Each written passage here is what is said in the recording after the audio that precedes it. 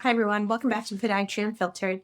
Today's episode is a little different because honestly, this is something that's been sitting on my mind for a while now. As a lot of you know, I've been a podiatrist in private practice since 2002. And for years, mostly I've stayed in my lane, podiatry conferences, podiatry groups, podiatry conversations. But over the last few months, especially over the last few weeks, I've had an opportunity to spend time with physicians outside my specialty, especially some direct primary care doctors. And then it hit me pretty quickly. We are all dealing with the same things right now in medicine.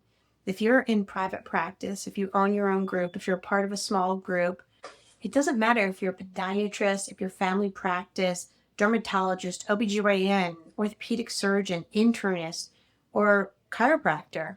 If you're in private practice, we are all facing the same things. We are all feeling the pressure of lower reimbursement, higher overhead, rising payroll, rising rent, and rising cost of supplies, increasing administrative burden, private equity buying up practices everywhere, hospital systems swallowing up independent medicine. And the interesting thing is, they're not buying us because private practice is failing. They're buying us because we're profitable. Independent medicine is valuable. I recently read The Main Street Millionaire by Cody Sanchez. She talks about one of the best businesses to acquire is a boring Main Street business, making somewhere between $500,000 to $1 million a year. I thought to myself, that sounds a lot like privately owned medical practices. Many independent physicians have built incredibly valuable businesses over the last several decades. Businesses with trust, relationships, cash flow, patient loyalty, and strong community ties. But somewhere along the way, physicians started being told that the only path forward was employment, that we couldn't survive on our own anymore. And I just don't believe that's true. I think independent practices absolutely still have a future. But I also think that we have to evolve. Over the last 4 years, my husband and I completely transformed our practice. We intentionally stepped away from some of the lower paying insurance models that were just burning us out. We dropped insurances that no longer made sense for our business. We implemented transparent cash pricing for our patients who wanted clarity and simplicity. And honestly, patients appreciated it more than I expected. And we also started adding services that genuinely help patients but are not dependent on insurance approval. Regenerative medicine, class 4 laser, we as podiatrists, we do custom orthotics.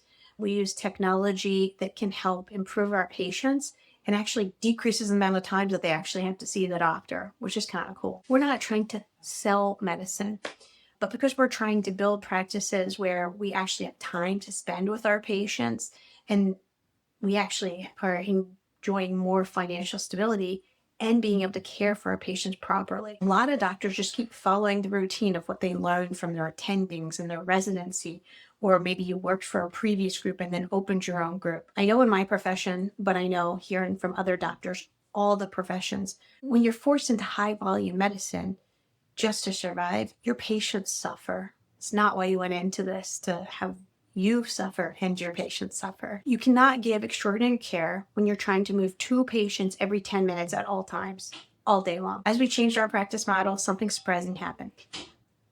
I had more time with my patients, more energy, better conversations, better outcomes, and less chaos, less resentment of the whole system. And I realized that this movement towards independence isn't just better for physicians, it's better for our patients too.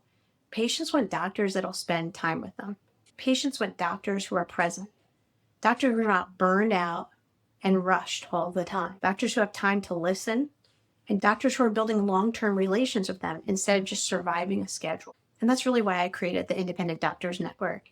Not as some massive super group, not as an anti-hospital revolution, not to complain endlessly about insurance companies, but a place where independent doctors can actually help each other.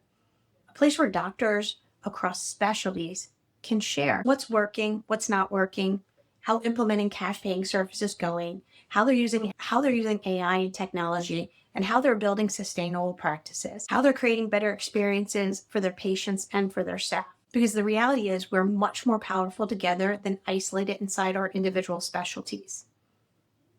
Independent medicine can still thrive, but we have to stop thinking small and we have to stop thinking alone. And honestly, maybe this becomes something meaningful. Maybe it stays small. Maybe I get completely humbled for even trying this. I would rather try to build something that matters than sit back and watch independent medicine slowly disappear without a fight. So if you're an independent physician, or you believe medicine still needs independent doctors, or maybe you're employed right now but dream about building something of your own someday, I'd love for you to join us. Not because we have all the answers, but because I think we need each other more now than ever. Thanks for listening. I hope that you join the Independent Doctors Network. There's a web page, there's a Facebook group where I'll upload a lot of different, if you're just new to opening a practice, I know I'm a podiatrist, but I have been in practice for 24 years and I share some marketing tips. I share different standard operating procedures we use. I just upload it. Maybe it's time for you to get a virtual assistant and how you may decide to add something like that to your office, which can be very valuable. So again, my name is Michelle McGowan, podiatrist in Florida, and I hope to hear from you.